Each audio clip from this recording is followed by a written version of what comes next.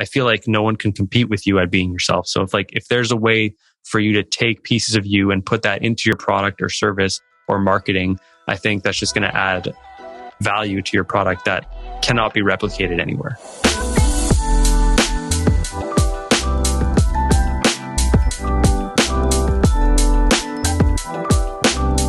Hello, everyone, and welcome to the Gumroad podcast. I'm your host, Justin Michaelay, a senior writer at Gumroad, where I deconstruct the tactics, strategies, and processes of top creators. Each week on the podcast, I interview creators and digital entrepreneurs who are at the top of their field. On this week's episode, I interviewed tinker, builder, designer, indie hacker, crypto experimenter, and technologist James Traf. We talked about James's early creative work, how he builds without permission, art and NFTs, and his successful app, super.so. This was a natural and informative conversation. Enjoy. Our guest today is James Traf. Thank you for being here, James. My pleasure, man. Thank you for having me. Yeah, I've respected and admired you and your work for a long time now, at least a year. I've been looking forward to having an in-depth conversation with you for a long time. You're a tinkerer, you're a builder, you're a designer, an indie hacker, creator of super.so, a technologist at heart, I believe, a crypto student, a crypto investor. So there's just so many areas that we can cover. I distill things without permission. You redesign and build things without permission. And I wanted to bring that up because your good friend and our mutual friend, Jack Butcher, who a lot of people know in the Gumroad world, he once said to me, if I could YOLO any person on the internet, and certainly any person on Twitter, it would be James Traf. So a pretty neat compliment that he paid you. Definitely. It means a lot coming from Jack. Yeah. Jack's a designer. You're a designer. So I wanted to start our conversation there and talk about how you have spiraled into a design aesthetic and a philosophy that no one else can replicate. Sort of take me back to your early days as a designer and sort of who you mimicked, who you admired, and sort of looked to mirror. Right. That's a good question.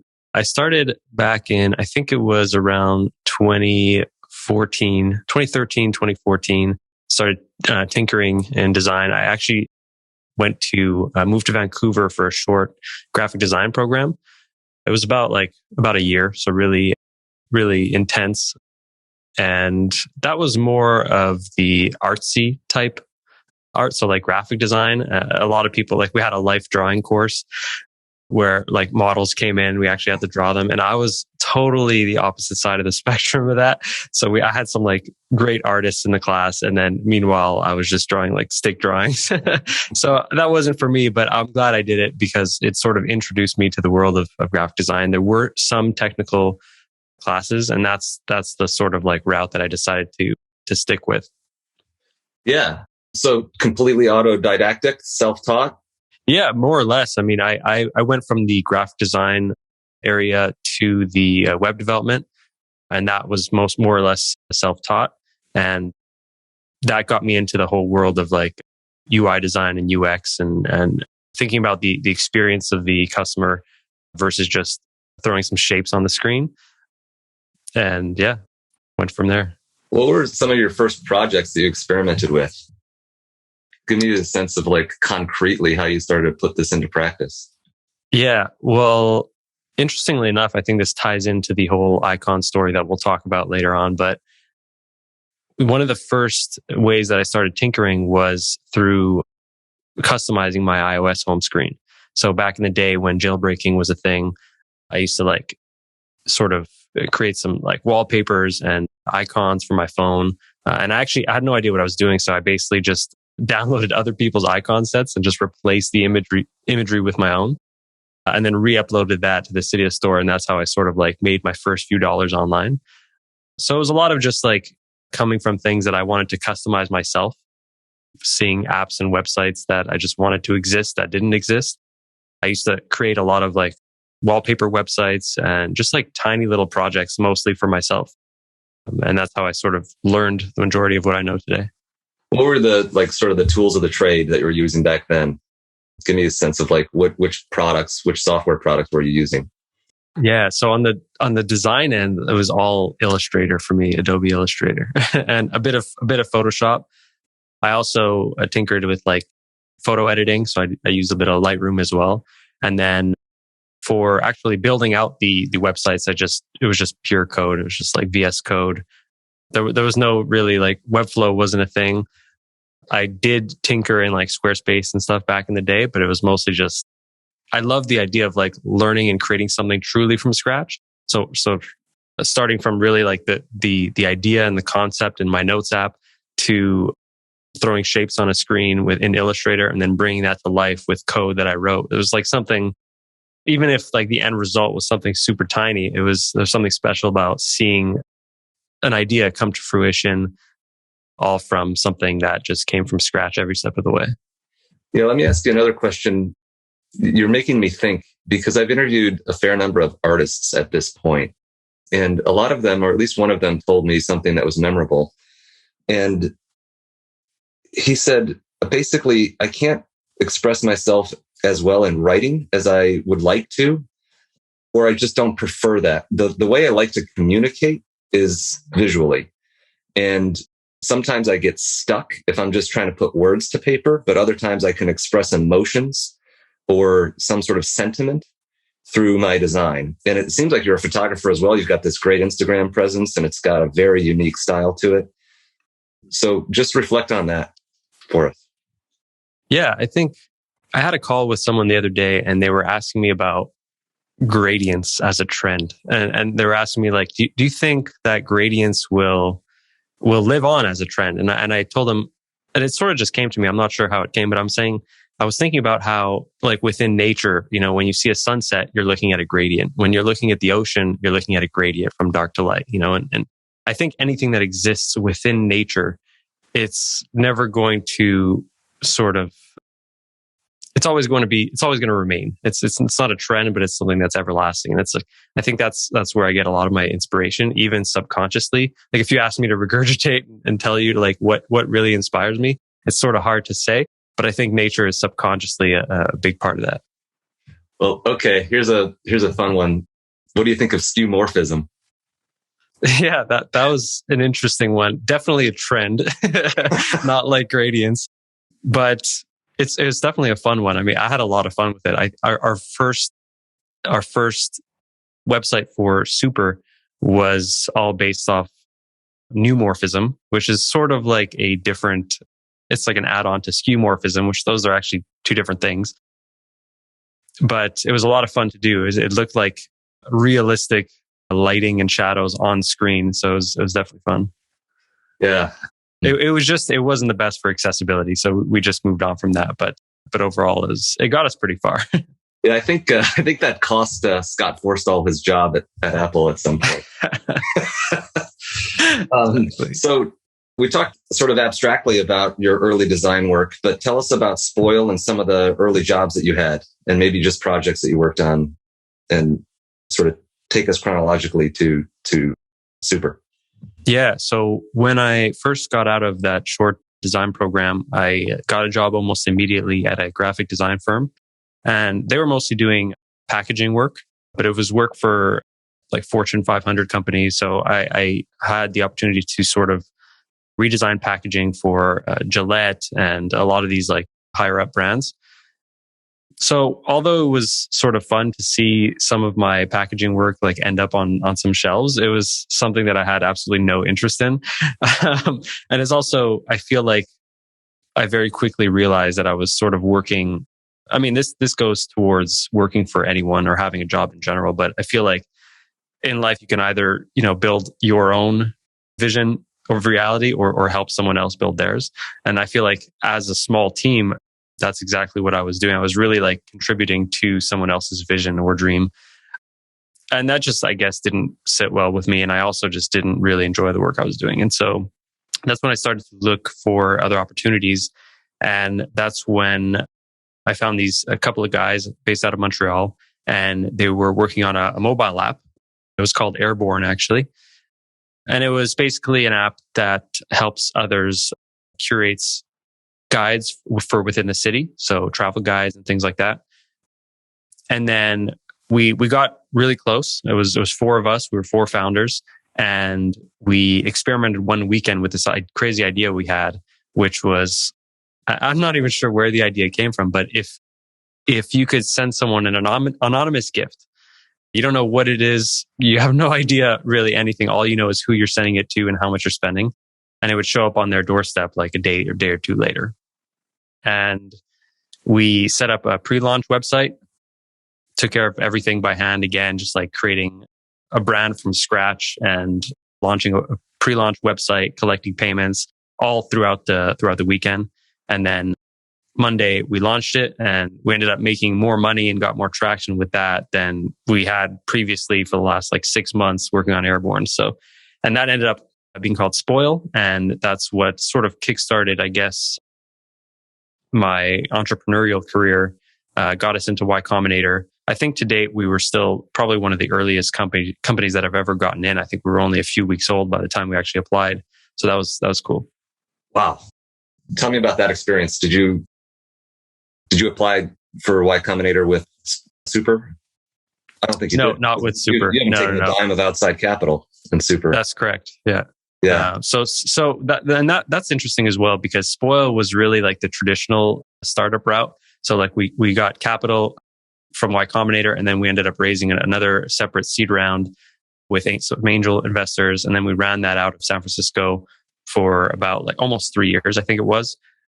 And that was like the very traditional, VC backed startup approach, like hair on fire every single day, just like working like crazy, ridiculous hours, working out of our garage, and we were dealing with actual inventory too. So we had a house, and we were all working out of the living room and garage, shipping stuff out of our garage, So it was definitely a really eye-opening experience, and not something that I think I would do again. And so this time around with companies like Super that I'm running, it's way more calm. It's way more sort of not growth at all costs type thing, but grow at your own pace, grow at a pace you're comfortable with.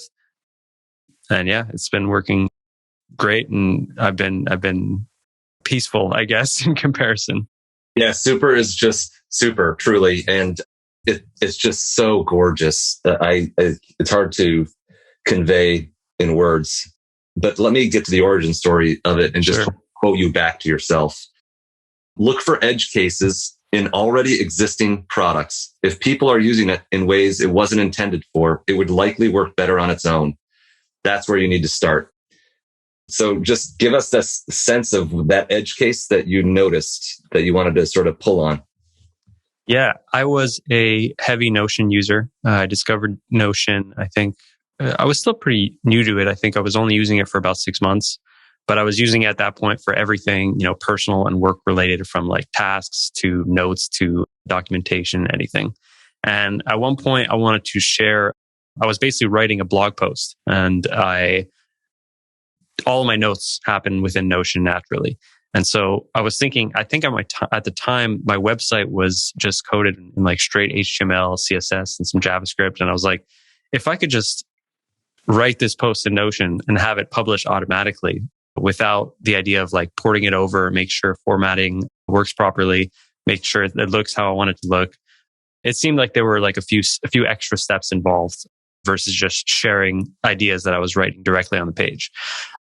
And I feel like that lack of friction, if that were possible, would promote me to want to even write and publish and create even more. And that's what it did. And so at that point, I reached out to an old friend. He was working on, it was actually a cryptocurrency wallet, and he was a solo developer, and I wanted to team up with him. And he was a Notion user, and he got the concept right away. And so within about a month, we published an MVP. And all it did really was add the ability to add a custom URL to your Notion pages. So that was our single feature, our MVP, and that was enough to sort of kickstart the whole business. And you incorporated at that time, or you waited until later to do that? No, we waited, I think it was like 3 months later when we were actually making like enough money to sort of justify it. That's when we decided to make it an official business and just go down the middle 50-50 and work on this together. Yeah. And I've seen the graph. It's like a perfect linear positive sloped line for MRR. And it's just like, every few months you go from 5 to 10 to 15 to 20. Now you're at 36K MRR. Is that correct? Yeah, correct. And yeah, like I said, like we're not going through any sort of hyper growth or anything, but we are growing very naturally, very organically, and without, spending a dime on marketing, taking any outside capital, any of that. Yeah, and it seems like you picked the right horse. People love Notion. We do everything in Gumroad and Notion, and it's just become such a mainstay within the creative world that your tool just fits so naturally. Yeah, and people often I get this actually a lot, is that do you feel as though if you're building on top of something, there's sort of, platform risk and things like that. Like what if they build out the idea or custom domains? And I feel like Notion is a team where they're very focused on their goals at hand, and they're very focused on improving the editing experience and focus on that and improving what they already have versus adding entirely new features. But even if they did add custom domains, for instance, we just have so many other features that now promote the idea for Notion as a website. And I also get that, isn't the potential of your business capped? And I answer every time the same thing. It's this is not really meant to be a $1 billion business. I don't think it ever will be, and that's totally okay. And I did the math on this, and even if we were able to somehow capture 1% of the Notion market, so I think they're at around 6 million users now. So if we're able to capture 1% of that, we'd be making around $720K per month recurring revenue, which is far beyond what is enough for me to run a successful business. Wow. Plus you're learning so much that you're just going to inform your next project and so forth. And exactly. No downside. Yeah. And you have 2 total people and 1 person who's part-time, correct? Still? So now we've got a couple people, a couple contractors who do very specific things like help with development, take care of creating some more templates, things like that. Gotcha. Yeah. Yeah. Well, congrats on that milestone. Thank you. That's great. So let's talk. Our audience is a lot of Gumroad creators and people who are aspiring. So your story is just flat out ridiculous. Obviously, it was 7 years in the making because the icon development pack, you just wouldn't have been prepared to do that earlier in your career. But just walk us through the early stages and let me quote some figures to you. I think something like 100K in the first week, 280K in the first month, and now it's well north of 400K in about a little less than a year from selling icons for iOS only. So give us a sense of how that all came together. Yeah, I was browsing Twitter one day and I saw some people sharing their screenshots of their iOS home screens.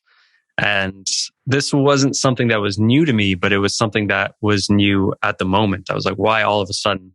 And I discovered that with Apple's latest iOS update, they added the ability to add custom icons to your app icons through the Shortcuts app. And it didn't feel very native. Like it opened the Shortcuts app every time. It was still a little bit hacky, but this was the first time that you could really add custom icons without jailbreaking your device. And it was catching on. There was a bunch of people who were posting about it. And I figured, I've done this so many times before. I may as well just, try and put together a set of icons and throw up a screenshot and see how it does. And so I did that. And then the tweet sort of immediately started to go viral. And everyone was asking about the icons, where they can get them. And when I was doing this, I didn't think about selling these icons at all. Like this wasn't even a thought. It was just sort of a fun post to do. And so since the second the first person asked, I was like, okay, let's do it. So with no code tools, it just made the process so much easier. I published created the content of the website in Notion, published it using Super, and payments were all taken care of using Gumroad. And within, I think it was the day after, I made $6,000 in sales. And then a whole bunch of other things happened along the way that just skyrocketed that. Yeah, the big moment was MKBHD, correct? Yeah, correct. Yeah, mm-hmm. And still to this day, 90% of the traffic I get is just from his video, which is just mind blowing. Yeah, you tweeted something like, "I have now $4,000 in monthly recurring revenue just from that video alone." Yeah, purely passive, which Yeah. I think is pretty rare. Like I don't even think about these icons anymore, to be honest. Like people still ask me for updates every day, and even though I might do that one day, but for now I'm just focused on other things. So it's crazy to see that like truly perpetual passive income is all through this form of like media leverage coming from his video.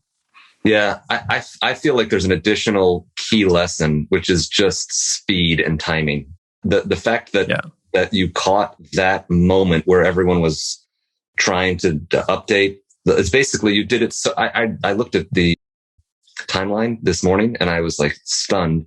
You screenshotted your phone, posted a tweet, and then people said, "Holy crap, I'd like to buy more of these." And within hours, you had it up on Gumroad. And that would have never been possible without that prior experience, right? Like 7 or 8 years later beforehand. Just because it's like I got into this such habit, like, and I have DeviantArt profile that I put at the bottom of my post talking about the whole thing just for proof. And I had like several icon sets. And so it was natural for me to like sort of throw another one together. And like I said, the combination of that with the power of no code tools nowadays, it just made the publishing experience so quick and so seamless. And yeah, it could have looked a lot nicer. I could have added a lot of content. I could have hand coded it. I could have done it with Webflow, but that all would have sort of taken more time. And time, like you said, was one of the big factors of making this a success. Yeah, time was of the essence. And you started with how many, like what, a couple dozen icons? And then you built out hundreds on sort of the order of magnitude of hundreds? Yeah, I think it started with just 6, like a pack of 60 of the most common ones, like all the stock icons and a few more. But now I think there's close to 300 in the pack. Yeah, and people were just giving you ideas. So it sort of had this wonderful property to it, which was it progressively built out idea. Like one idea would collide with another. It wasn't all coming from you. It was coming from you listening to your audience. Exactly. Yeah. And people were making that quite clear. I would be getting emails. I'd be getting DMs in my Twitter account. So it would be coming from all sorts of directions. So I have now whenever I want to make another update, I have no lack of inspiration as to what icons I should add. Absolutely. Well, here's where I'd like to go with the conversation. I think this will be of interest to a lot of people. You're an experimenter. I'll call it a student and an investor in crypto. You've run several experiments with Jack Butcher and on your own on Foundation. You sold some NFTs. So tell us about the very first time you minted an NFT, what that process looks like behind the scenes, and what you've learned from it. Yeah. So the interesting thing was that the first NFT I ever minted, it's never even been sold. So it's still on Foundation. It's never sold. I haven't spent a lot of time, honestly, just trying to market these NFTs and do anything with it. I just mostly treat it as something that's it's really fun. It's really new. Like I feel like it's one of the first times in history you're able to store monetary value in provable monetary value in digital objects, which is a lot of fun. And just seeing what Jack has been doing with it has been entertaining to say the least. Yeah. Yeah. And we are working on another project. I'm not sure how much I should say, but it is an NFT based project as well. So I'm excited to see where that goes.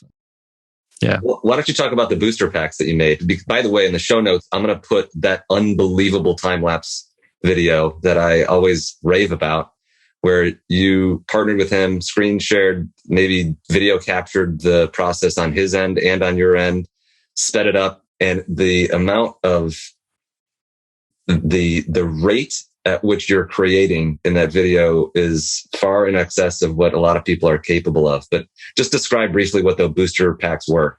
Yeah, the booster packs were basically an idea that Jack had that he approached me with. Was basically he wanted to take some of his graphics that he was creating for visualized value and turn those into sort of digital trading cards in a sense. And so we created this website. And I know what I wanted as soon as he sort of pitched the idea. I know that I wanted like really cool hover effects with some highlights, and I wanted it to be really customized, but it's like simple enough that it would take me pretty quickly, not a lot of time to do with just like straight code, HTML, CSS, and some JavaScript. And so we just went on Figma and we jammed on the design of the idea. And then while that was happening, I was just recording the whole thing and building it live while he was designing it. And that was fun. I love sort of like jamming on ideas like that and just bringing something to life in a matter of minutes or hours. It's a lot of fun. And then he sold those individually as NFTs, and he ended up selling all of them, and then reminted the actual packs as NFTs. So everyone basically who got a booster pack, who didn't know what they were getting, eventually got exactly what Jack minted as NFTs. And so it was a fun experiment. And I think we'll probably be doing more like that. Great. Well, I'm eager to hear when you announce the next one with him, but I won't press too hard. Perhaps as a way to sort of wind down the conversation, because we try to keep these episodes nice and snappy, sure, is just to reflect on some of your creative principles that you've written about. And I think I'm recalling that some of these principles were articulated in your "How I Made 100 Grand or Six Figures in 6 Days," that post. And right. One of them, I just want to pull the string on, and then I'll perhaps press on a few more. But one of them is have a clear schedule. I scheduled this call with you, but I assume you have a pretty free calendar. And a lot of Gumroad creators want to sort of divorce their time and income and actually reclaim their control over their own time. So just reflect on that as a creative principle, a driving principle. Yeah, I think I outlined this in my post, and that I wouldn't have had the flexibility to act on these ideas as quickly as I did, which was integral to sort of getting this out in a timely manner and actually making something of it. If I had either a schedule that was previously scheduled or like time that was previously scheduled, or if I had something more traditional, like an actual job on a Monday that I had to go into, I wouldn't be able to act on these ideas. And so I feel like a lot of these ideas, especially for creative folk, especially for people who are listening to this, they'll have ideas that'll just come to them. And as they do, as you work on them, you'll be way more productive. Like productivity won't even be a thought. You'll just sort of get to work on a lot of these if it's something that you've got conviction in. And so working on it immediately is really important to getting as much done as you can, as quickly as possible, as efficiently as possible. And you won't, during this time when like the inspiration hits, you won't question as many things as you normally do. When you have time to actually sit and reflect on an idea, you start to question things, you start to look for other alternatives that may already exist. There's a whole bunch of things that happen within our minds that I find prevent you from actually just publishing an idea as quickly as possible. But really nothing happens until you hit publish. And so I find motivation and inspiration mostly comes after launching an idea, not beforehand. So I think it's really important to just get something out as quickly as possible, and having a clear schedule is an important part of that. Yeah, you had a great tweet that was a big success, and it went something like that. The only productivity hack you need is enjoying what you do. Yeah. Exactly. Just a beautiful phrase. Yeah. And you also tweeted something about Super, which is you were able to build it without outside capital. But the last one people probably didn't really sort of zero in on, which is you also did it without burnout. So talk to me about how you're building your company and sort of keeping a nice work-life balance, if you will, or just a creative flow without burnout. Sure. Yeah. We don't like to plan too far in advance just because so many things end up changing. So I feel like we really live this day to day. And as things come up, we like to prioritize those. And it's like that way of going about things, I think it helps with the mental aspect of building a startup or building a company or building anything really. It's that you're not sort of fixed or strong held by the decisions you made or someone else made in that case of angel investing and taking on outside capital.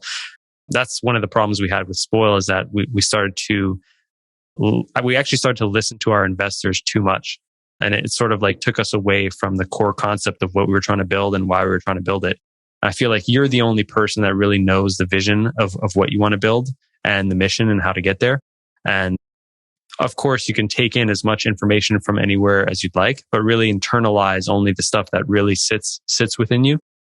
And And that's what we do. That's like, I hope what we do at Super, what we're trying to do at Super, and just steering it in a direction that we're comfortable with and taking it at a pace that we're comfortable with. And that just makes the process a lot more fun. It keeps it fun.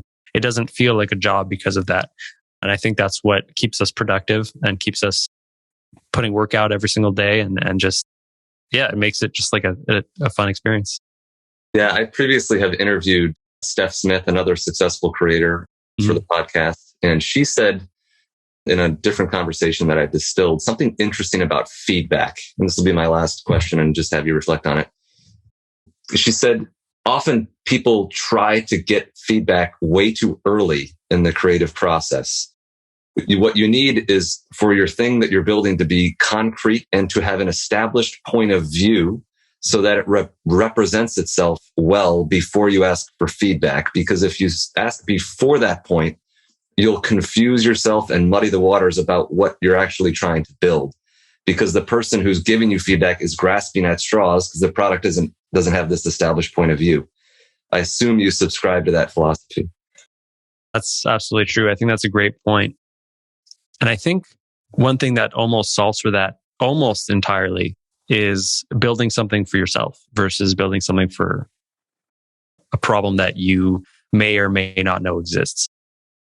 And if you're building something for yourself, then you'll always be a customer and you'll always know what your customer wants in a way.